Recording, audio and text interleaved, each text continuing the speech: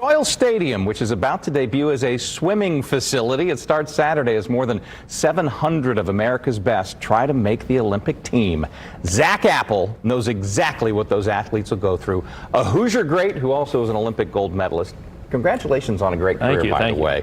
What does go through the athlete right now, just a few days before they dive in for the opportunity of a lifetime? Yeah, leading up to these trials, everybody's kind of putting their final touches on the training, kind of getting that final, details together, and then once it comes to Saturday, it's showtime, and just kind of let all the routine take over. At the very highest level of competition, of sport, of athletics, is nervousness still a thing? If it is it fuel or is it a negative? Certainly, yeah. I mean, if you're not nervous, you don't care, right? And so we're definitely still nervous, but like you said, we use it as fuel. We learn how to take that emotion and make it a fuel for your competition. So for years, they've held swimming and diving trials in specific facilities, but with a natatorium at IUPUI is a great example of it. And then recently, an arena.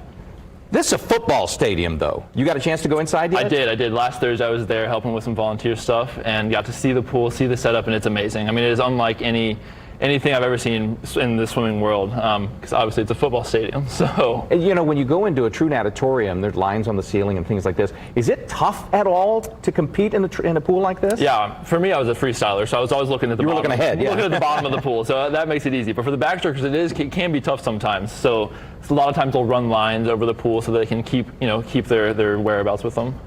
You still look like you're in fighting trim. Is it difficult when things like this come around? Do you get because swimmers are like boxers. You're notoriously bad at staying retired. Yeah, exactly.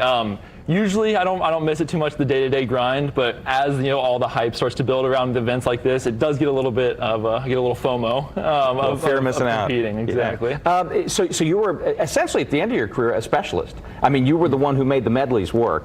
Run through your haul. I know you know your medal haul. Yeah.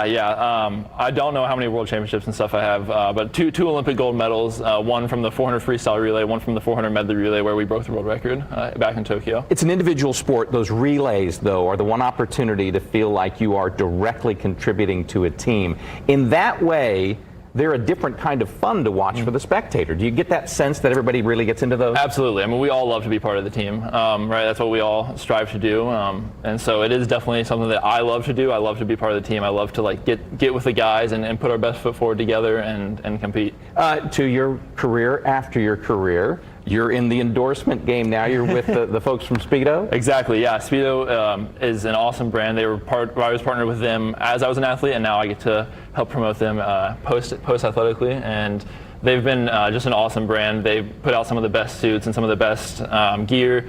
And so it's just been a pleasure to work with them. They and other manufacturers really have reshaped this sport in many ways. When I was a kid, it was wear as little as you possibly could, and now they view the suit not as a hindrance, but as something that actually makes you go faster. Certainly. They put so much research into these suits. I actually got to help kind of put some tweaks onto these suits when I was an athlete. Really? I did, yeah. So they would give us samples, and we would give them feedback on what felt good, what felt bad, how they could shift the panels of the suit around.